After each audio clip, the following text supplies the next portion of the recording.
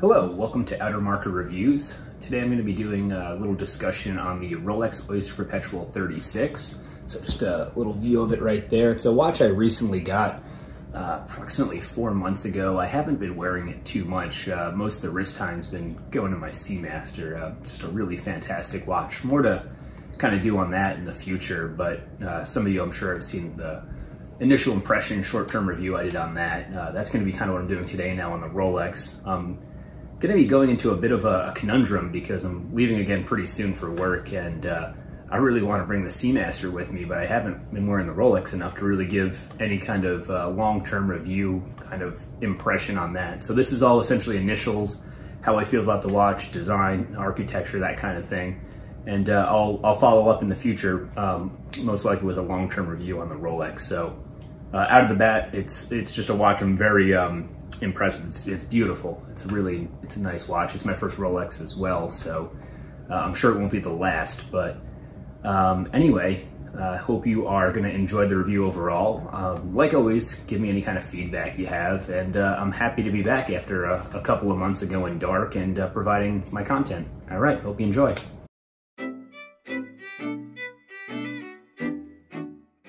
So recently Rolex just redesigned the Oyster Perpetual and provided kind of a more updated movement and a couple of more funky colors for the dials. But the model I'm going to be talking about today is the previous generation. Started out originally, this was kind of the flagship model for Rolex going back in the day. This is kind of what put them on the radar really for your average consumer. So the Oyster Perpetual, the name obviously coming from two different words. So the Oyster would be referring to the original Rolex watch, and then the Perpetual coming from the perpetual movement. So essentially this was the first real watch to have this self-sustaining motion that could keep the rotor spinning and keep time. And Rolex really capitalized on the watch, and they pursued a pretty aggressive policy of trying to get celebrities to really endorse their products, and they ended up doing feats like, it was the first watch to be swam across the English Channel. It was essentially the watch that Sir Edmund Hillary, wore as he summited Everest, and of course, that goes down a whole different story because some people say it's not necessarily true. But going through my research, one of the things I was really shocked to find is actually Chuck Yeager wore a Oyster Perpetual when he broke the speed of sound. And as a pilot, I find that particularly fascinating because that's a little tidbit no one really talks about. But in the aviation industry, that's a pretty big deal. So starting out, let's talk about some of the dimensions. This is the reference 126000. It's the 36mm Oyster Perpetual. It's 20mm lugs, the 904L Oyster steel.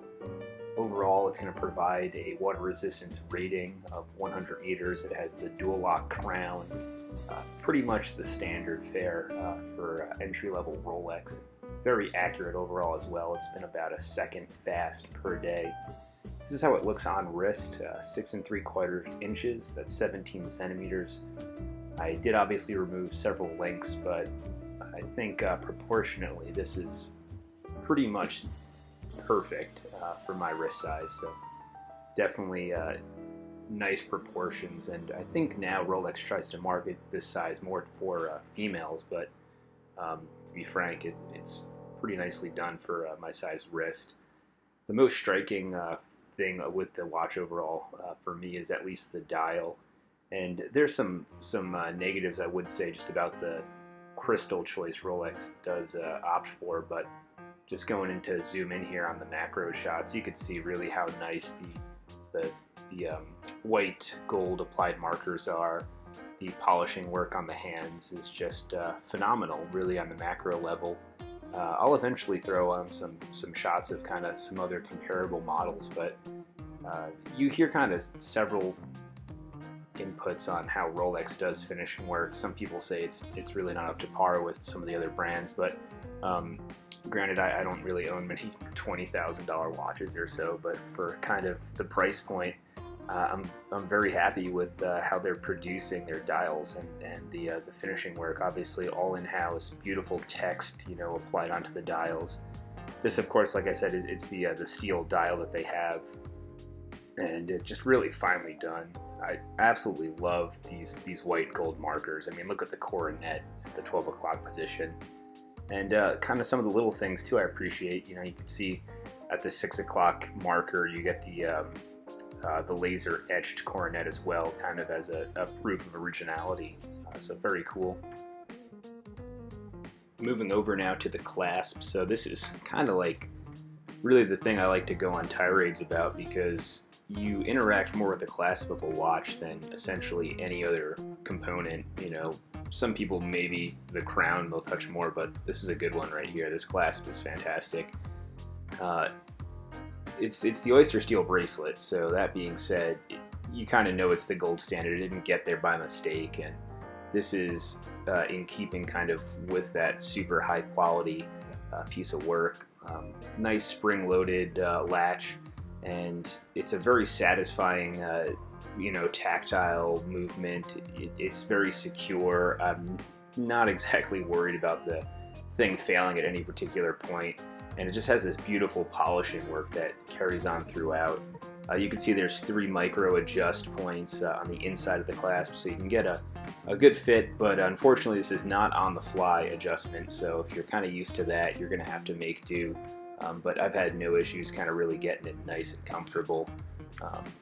Just overall, very, very impressive work. And then the polishing, you can see along the sides of the case, is done to a level of perfection I'm not used to really coming across.